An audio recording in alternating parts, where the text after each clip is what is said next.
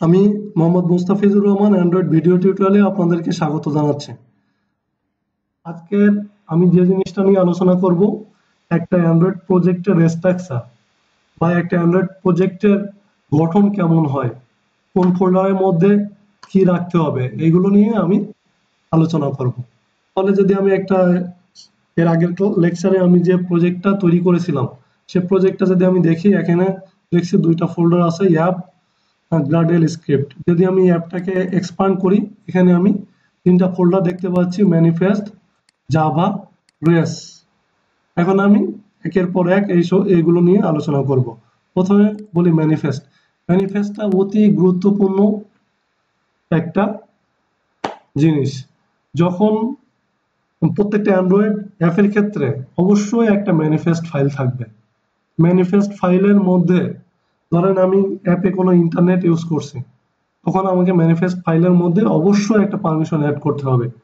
বা মনে করেন যখন আমি একটা নতুন অ্যাক্টিভিটি লিখছি, লেখার পরে সেটা ম্যানিফেস্টের মধ্যে অবশ্যই রেজিস্টার করতে হবে।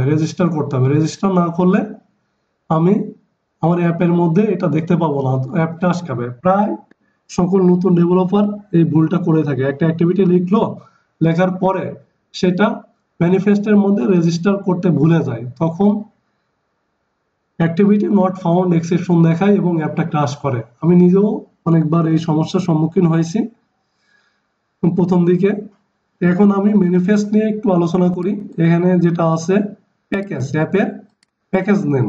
প্রথমে যদি আলোচনা করি, এটা একটা নেম স্পেস, তারপরে এটা হচ্ছে প্যাকেজ। প্রথম লেকচারে আমি আলোচনা করেছি প্যাকেজ নিয়ে। প্রত্যেকটা অ্যাপের ক্ষেত্রে একটা ইউনিক প্যাকেজ নেম থাকবে। যেমন আমি এই যে অ্যাপটা করতেছি, এর প্যাকেজ নাম com.mustafiz.bangla টিউটোরিয়াল। এরপর এই প্যাকেজ নেমটা ইউনিক হইতে হবে।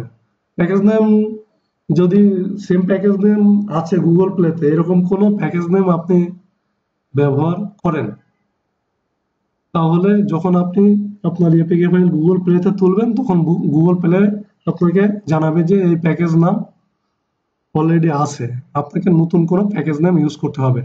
আমার সাজেশন হচ্ছে প্যাকেজ নামের ক্ষেত্রে আপনি আপনার কোম্পানির নাম বা আপনার নিজের নাম, যদি আপনি নিজে ডেভেলপার অ্যাকাউন্ট থাকে, তাহলে নিজের নাম প্যাকেজ নামের মধ্যে অন্তর্ভুক্ত করতে পারেন। তাহলে অন্য মানুষজন যেসব অ্যাপ্লিকেশনের ক্ষেত্রে প্যাকেজ নেম ইউজ করেছে, তার সাথে আপনার প্যাকেজ নেম মিলবে না। এরপরে আসি অ্যাপ্লিকেশন ট্যাগ। অ্যাপ্লিকেশন ট্যাগটা অনেক বেশি গুরুত্বপূর্ণ। এখন আমি যেটা নিয়ে আলোচনা করতে পারি, এখানে আইকন আইসি লঞ্চার। প্রত্যেকটা অ্যাপের ক্ষেত্রে আপনাকে কি করতে হবে, যে একটা আইকন ইউজ করতে হবে। সে আইকনটা ধরেন আপনি একটা অ্যাপ্লিকেশন যখন ইনস্টল করলেন, ইনস্টল করার পরে আপনি দেখতে পাবেন হোম স্ক্রিনে ওই যে অ্যাপের একটা লঞ্চার আইকন আছে। তারপরে যেটা আসি আমি, লেভেল অ্যান্ড্রয়েড টিউটোরিয়াল, এটা অ্যাপের নাম। এরপরে থিমের মধ্যে আসলে কি থাকতে পারে, যে আপনি এই অ্যাপের ক্ষেত্রে কি থিম ব্যবহার করেছেন, সেই থিমটা এই অ্যাপের মধ্যে থাকতে পারে। এরপরে যেটা আছে এখানে, যে বিভিন্ন যে অ্যাক্টিভিটি আছে, অ্যাক্টিভিটি গুলো আমি এখানে রেজিস্টার করতে পারি। যদি আমি কোনো ব্রডকাস্ট রিসিভার লিখি, ব্রডকাস্ট রিসিভার এখানে রেজিস্টার করতে হবে। ধরেন আপনি কোনো সার্ভিস লিখলেন, সার্ভিসও এখানে রেজিস্টার করতে হবে। এখন এখানে অ্যান্ড্রয়েড নেম, এখানে আপনি যে অ্যাক্টিভিটিটা লিখছেন সেই অ্যাক্টিভিটির নেমটা এখানে দিতে হবে। অনেক সময় যেটা হইতে পারে, প্যাকেজ নেম সহ আপনি নেমটা দিতে পারেন। আর যদি আপনার অ্যাপের মেইন প্যাকেজ এবং অ্যাক্টিভিটির প্যাকেজ যদি সেম হয়, তখন আসলে ডট মেইন অ্যাক্টিভিটি বা শুধু মেইন অ্যাক্টিভিটিও দিতে পারেন আর কি। মানে এখানে মেইন কথা হচ্ছে যে অ্যাক্টিভিটির যে নাম সেটা দিতে হবে। ডট দিতে পারেন, তার আগে প্যাকেজ নেম দিতে পারেন, এখন আমার অ্যাপের ক্ষেত্রে আসলে আমার একটা অ্যাক্টিভিটি আছে, মেইন অ্যাক্টিভিটি। এটা আসলে লঞ্চার অ্যাক্টিভিটি। লঞ্চার অ্যাক্টিভিটি মানে অ্যাপ রান করার পরে প্রথম যে অ্যাক্টিভিটিটা দেখায় সেটা হচ্ছে লঞ্চার অ্যাক্টিভিটি। এরপরে যদি আমি দেখি, সেটা হচ্ছে জাভা। এই জাভার মধ্যে আসলে আমাকে এখানে জাভা ফাইলগুলো এখানে করতে হবে। যেহেতু অ্যাপের ক্ষেত্রে একটা প্যাকেজ আছে, মেইন প্যাকেজ আছে, সেই প্যাকেজের ক্ষেত্রে আমি এখানে আমার অ্যাক্টিভিটিটা লিখছি। অনেক সময় দেখা যায় আপনি বাস্তব জীবনে অনেকে আপনি কাজ করতে হতে পারে, যেখানে একটা অ্যাপের মধ্যে মনে করেন 200 ক্লাস আছে। এখন 200 ক্লাস যদি আপনি একটা প্যাকেজের মধ্যে দেন, তাহলে সেক্ষেত্রে কি সমস্যা হইতে পারে? আপনাকে নিজেরই খুঁজে বের করতে সমস্যা হবে যে আসলে এই কাজটা আমি কোন ক্লাসের মধ্যে করছি। তা আমি সাজেস্ট করি, ধরেন আপনি কোনো ইউটিলিটি ক্লাস লিখলেন বা কোনো HTTP হ্যান্ডলিং এর জন্য কোনো ক্লাস লিখলেন, বা অ্যালার্টের জন্য অ্যালার্ট ডায়লগ বা প্রোগ্রেস ডায়লগ এগুলোর জন্য আরেকটা ক্লাস লিখলেন। তো এই ক্লাসগুলো আসলে আমাকে কি করতে হবে, একটা প্যাকেজ তৈরি করে সেই প্যাকেজের মধ্যে আসলে দিতে হবে আর কি। বা মনে করেন আপনি যে ব্রডকাস্ট রিসিভার গুলো ইউজ করলেন, সেগুলো একটা প্যাকেজের মধ্যে দেন। বা মনে করেন আপনি যে সার্ভিস গুলো ইউজ করলেন, সার্ভিস গুলোর জন্য একটা প্যাকেজ দেন। এরকম আসলে যে সেম ধরনের কাজের জন্য সেম প্যাকেজের মধ্যে ক্লাসগুলো আসলে দিলে আপনি কাজ করার সময় সুবিধা হবে। অন্য কেউ যদি আপনার প্রজেক্টে কাজ করতে আসে, তাহলে তার ক্ষেত্রেও সুবিধা হবে। এখন যদি আমি এই প্রজেক্টের স্ট্রাকচারটা নিয়ে আলোচনা করি, যে মেইন অ্যাক্টিভিটি, এক্সটেন্স অ্যাক্টিভিটি। এখন যেটা আছে এখানে দেখেন সেট কন্টেন্ট ভিউ আর dot layout dot main activity. এখন এর মাধ্যমে আসলে কি করা হয়েছে, আমাকে আসলে লেআউট সেট করে দেওয়া হয়েছে।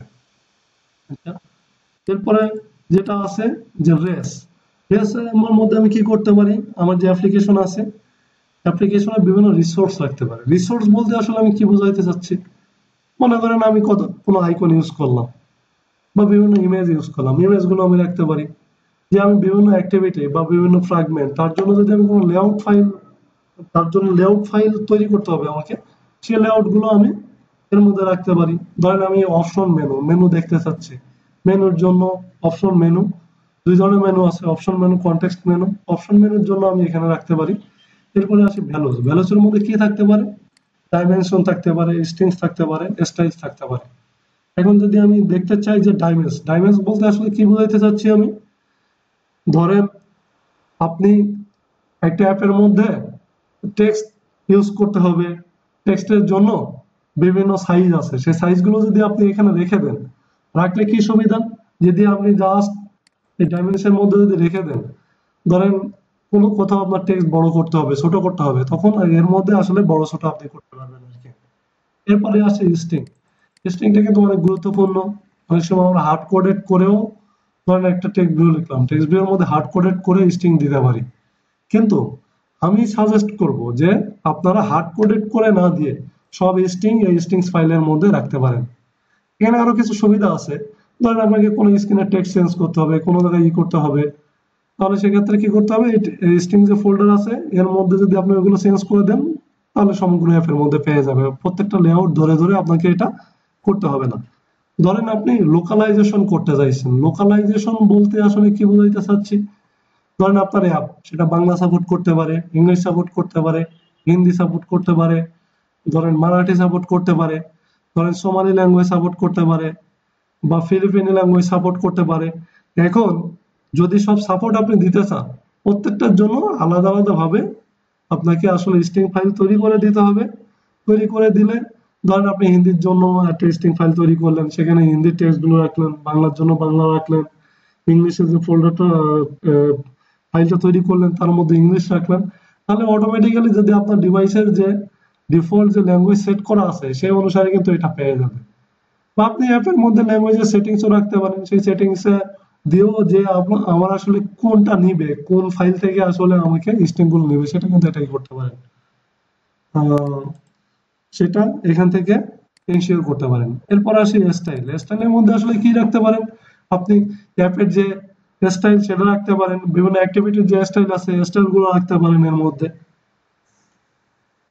আচ্ছা, এরপরে যেটা আছে যে মেনুর মধ্যে আসলে এখানে কি করছি আমি, বিভিন্ন অপশন মেনুর জন্য একটা অপশন মেনু আমি তৈরি করলাম, তার জন্য এখানে আমি মেনু ফাইল তৈরি করতে পারি আর কি। এগুলো নিয়ে আমি আরো বিভিন্ন লেকচার দিব, মেনু নিয়ে, অপশন মেনু নিয়ে একটা লেকচার থাকবে, তাই এগুলো নিয়ে ডিটেইলস আলোচনা করলাম না। এরপর আসি লেআউট। লেআউট ফাইল আসলে অ্যান্ড্রয়েডের ক্ষেত্রে আমি দুই ভাবে তৈরি করতে পারি, একটা হচ্ছে জাভা কোড দিয়ে তৈরি করতে পারি, আর একটা হচ্ছে এক্সএমএল দিয়ে তৈরি করতে পারি। আসলে যদি এক্সএমএল দিয়ে তৈরি না করা যায়, তখন আসলে আমি জাভা দিয়ে তৈরি করব। বাট অ্যাজ ইউজুয়াল ক্ষেত্রে, অ্যান্ড্রয়েডের ক্ষেত্রে লেআউট ফাইলগুলো আমাকে এক্সএমএল দিয়ে তৈরি করতে হয় আর কি। তার মানে বিভিন্ন অ্যাক্টিভিটি বা ফ্র্যাগমেন্টের মধ্যে যদি আমি লেআউট সেট করতে যাই, তার জন্য এই লেআউট ফাইলের মধ্যে আমি লেআউট রাখবো। এই লেআউটের জন্য আসলে কিন্তু যে আমি আরো আলাদাভাবে লেআউট ফোল্ডার তৈরি করে, ধরেন ট্যাবলেটের জন্য এক ধরনের লেআউট থাকবে, বা মনে করেন 7 ইঞ্চি ট্যাবলেটের জন্য একটা লেআউট থাকবে, 10 ইঞ্চি ট্যাবলেটের জন্য একটা লেআউট থাকবে, বা মনে করেন আমার ফোনের জন্য একটা লেআউট ফাইল থাকবে। মাল্টিপল স্ক্রিন সাপোর্টের জন্য আমি প্রত্যেকটা এর জন্য আলাদা আলাদা ভাবে লেআউট ফাইল তৈরি করতে পারি। এরপরে যেটা আছে সেটা হচ্ছে ড্রবল। ড্রবলটা কিন্তু আসলে অনেক গুরুত্বপূর্ণ। এর মধ্যে আমি কি করতে পারি, যে বিভিন্ন ড্রবল রাখতে পারি। ড্রবল বলতে আসলে কি হইতে পারে, ধরেন আপনার যে বিভিন্ন পিএনজি আইকন রাখতে পারেন এর মধ্যে, বা জেপিজি আইকন রাখতে পারেন, বা মনে করেন জিপ ফাইল রাখতে পারেন, বা আপনি যদি কাস্টম কোনো বাটন তৈরি করেন সেটাও এর মধ্যে রাখতে পারেন। এর ক্ষেত্রে যেহেতু আপনি একটা অ্যান্ড্রয়েড অ্যাপ তৈরি করার সময় আপনার মাথার মধ্যে এরকম চিন্তা ভাবনা থাকবে যে আমাকে যাতে যত ডিভাইস আছে সব ডিভাইসে মোটামুটি সাপোর্ট করতে হবে, তাহলে সেক্ষেত্রে আপনাকে আলাদা আলাদা ভাবে ড্রবল রাখতে হবে। ধরেন যদি আমি পিসি লঞ্চার মানে একটা অ্যাপ আপনি ইনস্টল করলেন, রান করলেন, তখন হোম স্ক্রিনে যে আইকনটা দেখায় আর কি, সেটাকে আমি বলছি লঞ্চার। এখন এই লঞ্চার আইকনের ক্ষেত্রে দেখেন যখন আমি প্রজেক্ট তৈরি করছিলাম, সে অটোমেটিক্যালি আসলে 4টা সাইজ কিন্তু আসলে আমাকে দিয়ে দিয়েছে। এখন যদি বলি আমি এখানে, যখন আপনি এর মধ্যে কোনো ধরেন পিএনজি ফাইল যোগ করতে গেলেন, আপনি কোনটার মধ্যে দিবেন, এমডিপিআই আছে, এইচডিপিআই আছে, এক্সএইচডিপিআই আছে, এক্স এক্স এইচডিপিআই আছে। এখন আপনাকেই আসলে সিলেক্ট করতে হবে যে কোনটা আপনি আসলে দিবেন। এখন যে কনভেনশন, জেনারেল কনভেনশন অনুসারে যে নিয়ম কানুন, ধরেন আমি যদি আইকনের কথাই চিন্তা ভাবনা করি, আইকনের ক্ষেত্রে বা যে কোনো আইকনের ক্ষেত্রে যে রেশিও আছে সেই রেশিওটা আমাকে অনুসরণ করতে হবে। রেশিওটা কেমন ধরনের আছে, যে 3:4:6:8। তার মানে কি, ধরেন যদি আমি একটা এখানে যদি প্রথমে এমডিপিআই নিয়ে চিন্তা ভাবনা করি, এখানে একটা আইকনের সাইজ হচ্ছে 48x48। এই রেশিওটা এমন ভাবে এমডিপিআই is to এইচডিপিআই is to এক্সএইচডিপিআই is to এক্সএসএইচডিপিআই। এই রেশিওটা কেমন হবে, 3:4:6:8 হবে। তার মানে এখানে যদি এর সাইজ যদি 48 হয় এমডিপিআই এর ক্ষেত্রে, তাহলে যদি আমি এইচডিপি এর ক্ষেত্রে দেখি তাহলে রেশিওটা কেমন হবে, 3:4। তার মানে এইচডিপি এর ক্ষেত্রে এটা হবে কত, যদি এটা 48 হয় তাহলে এইচডিপি এর ক্ষেত্রে যদি 3:4 যদি আমি ধরে রাখতে চাই, তাহলে আমাকে কত দিতে হবে, এই যে 72/72 দিতে হবে। যদি আমি এক্সএইচডিপি এর ক্ষেত্রে 3:4:6, তার মানে এমডিপিআই তে যেটা দিছি আমি, এইচডিপিআই তে আসলে এক্স এইচডিপিআই তে দিতে হবে তার ডাবল। তার মানে ওইখানে দিছিলাম আমি 48 এমডিপিআই এর ক্ষেত্রে, তাহলে এক্স এইচডিপি এর ক্ষেত্রে আমাকে সেটা দিতে হবে 96। আর এক্স এইচডিপি এর ক্ষেত্রে কি হবে, যেহেতু বলছিলাম রেশিওটা 3:4:6:8, তাহলে আসলে আমাকে এত চিন্তা ভাবনা করার দরকার নাই। এইচডিপি এর মধ্যে আসলে আমি যেটা দিছি এক্স এইচডিপি এর মধ্যে তার আসলে ডাবল দিলেই হয়ে যাবে। কেমন, যেমন এখানে আমি 72 দিছি, তাহলে এক্স এইচডিপি এর মধ্যে আসলে আমার 144/144 দিলে হয়ে যাবে আর কি। এরপরে যেটা আসে যে গ্রাডেলের মধ্যে এখানে build dot Gradle module dot app, এটা নিয়ে আমি একটু দেখলে আমি কি দেখতে পাচ্ছি, কম্পাইল এসডিকে ভার্সন, মানে যে এই অ্যাপটা আমি যে কম্পাইল করছি কোন এসডিকে ভার্সনে, মানে এপিআই লেভেল 23 জন্য আমি এটা আসলে কম্পাইল করছি। যে বিল্ড এসডিকে ভার্সন এটা কত, 23.0.3 এটা করছি। এরপর ডিফল্ট কনফিগের মধ্যে যেটা আছে এখানে দেখেন অ্যাপ্লিকেশন আইডি, এটাও কিন্তু আসলে মেইন প্যাকেজ নেন। আপনি শুধু ম্যানিফেস্টের মধ্যে ধরেন আপনি একটা প্যাকেজ চেঞ্জ করতে যাচ্ছেন, ম্যানিফেস্টের মধ্যে শুধু প্যাকেজটা চেঞ্জ করলে হবে না, আপনাকে এই মডিউল অ্যাপের মধ্যে ওই সেম প্যাকেজ নেম দিতে হবে। এরপর দেখেন এখানে মিনিমাম এসডিকে ভার্সন, এটা আমি বলছি যে একটা অ্যাপ আসলে কোন এপিআই লেভেলের জন্য মিনিমামই কোন এপিআই লেভেলের জন্য সাপোর্ট করবে। যেমন এখানে দিচ্ছি আমি 15 মানে কত, 4.0.3 এসডিকে। তার মানে আইসক্রিম স্যান্ডউইচ যে ডিভাইস গুলো আছে এটাতে তো এটা সাপোর্ট করবে, সাথে সাথে কি করবে, তার উপরে যত ডিভাইস আছে সেই ডিভাইস গুলোতে এখানে সাপোর্ট করবে। এখানে টার্গেট এসডিকে ভার্সন দিছি। এরপর আরেকটা জিনিস দিছি ভার্সন কোড। ভার্সন কোড কিন্তু আসলে অনেক গুরুত্বপূর্ণ জিনিস। ভার্সন কোডের ক্ষেত্রে আমাকে কি করতে হবে, ধরেন আপনি গুগল প্লেতে একটা অ্যাপ্লিকেশন এপিকে ফাইল আপলোড করলেন, তারপরে কিছু বাগ ফিক্সিং করলেন বা কিছু চেঞ্জ করলেন, চেঞ্জ করে আবার আপনি এপিকে ফাইল আপলোড করতে চাচ্ছেন, সেক্ষেত্রে আপনাকে কি করতে হবে, এখানে কিন্তু আপনাকে ভার্সন কোডটা চেঞ্জ করে দিতে হবে। ভার্সন কোড যেটা আছে এটা একটা ইন্টিজার ভ্যালু হবে। ধরেন আপনি প্রথমে যখন অ্যাপ রিলিজ করলেন তখন ভার্সন কোড 1, কিছু বাগ ফিক্সিং করলেন বা কিছু নতুন ফিচার অ্যাড করলেন, তখন এখানে ভার্সন কোড দিয়ে দিতে হবে, বাড়াতে হবে, 2 দিতে হবে, নাহলে কিন্তু গুগল প্লেতে ওই এপিকে ফাইল আপনার নেবে না। তারপরে যেটা আছে যে ভার্সন নেম, ভার্সন নেমটা একটা স্ট্রিং। এখন আপনি যখন অ্যাপ স্বভাবতই অ্যাপ যখন ফার্স্টে তুললেন, তোলার পরে আপনি 1.0 দিতে পারেন।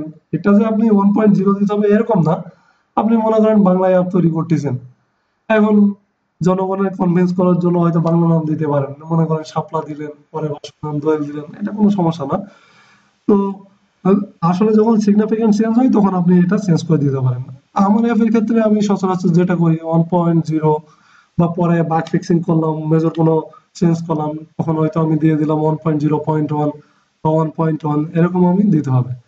এরপর যেটা নিয়ে আমি আলোচনা করতে পারি সেটা হচ্ছে ডিপেন্ডেন্সিজ। এখানে যদি আমি কোনো জার ফাইল অ্যাড করি তখন এই একটা লাইনের মাধ্যমে লিস্টস এর মধ্যে আমি যদি কোনো জার ফাইল অ্যাড করি তাহলে একটা লাইনের মধ্যে আপনার এটা সব কমপ্লিট করবে। তারপর ধরুন আপনি কোনো লাইব্রেরি ইউজ করলেন, লাইব্রেরি ইউজ করতে গেলে এখানে সেটা আপনি দিয়ে দিবেন। দেওয়ার পরে ধরেন দেওয়ার পরে যদি আপনি যদি গ্রাডেলটা সিঙ্ক করেন, সিঙ্ক করলে যদি প্রজেক্ট অটোমেটিক্যালি বিল্ড হয় তাহলে বিল্ড হয়ে গেল। এই মোটামুটি একটা অ্যান্ড্রয়েড প্রজেক্টের স্ট্রাকচার। এখন যদি আমি দেখি যে অ্যান্ড্রয়েড প্রজেক্টটা আসলে আমাকে বিভিন্ন জিনিসপত্রে আমি রান করতে পারি।